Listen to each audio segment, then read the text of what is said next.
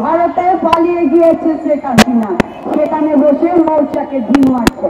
এই কথার পরিপ্রেক্ষিতে আমাকে মেরে ফেলার হুমকি দিয়েছে। হুমকি বা মেরে ফেলার ভয় অপূর্ণা পায় না কখনো। আমি হিন্দুদের বিরুদ্ধে বলি না, আমি যতবার হিন্দুদের পাশে দাঁড়িয়েছি, আপনারা কে কখন হিন্দুদের পাশে দাঁড়িয়েছেন? 17 বছর প্রতিটায় হিন্দুর উপর নির্যাতন হয়েছে, তখন কোথায় ছিলেন? এই কথা আমি আরো 2 মাস আগে বলেছিলাম। শুভেন্দু আজকে বড় বড় কথা বলছে, দিল্লিতে না যে বাংলাদেশে বর্ডারের কাছে এসে বক্তব্য দিচ্ছে।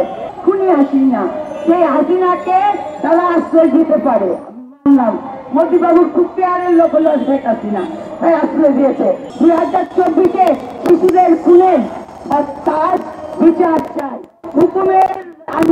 হুকুমের আসামি শেখ হাসিনার বিচার চাই।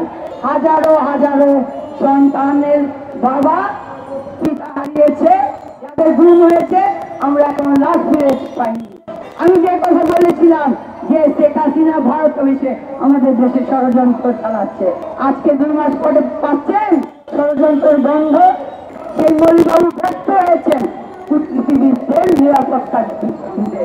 যেই মোদীবাবু হিন্দুত্ববাদ নিয়ে বড় বড় কথা বলে, সে ভারতের হিন্দুদের নিরাপত্তা দিচ্ছে না। শুভেন্দুরা কি করছে? তারা তাদের ভারতটাকেই লুটে ফুটে খাচ্ছে।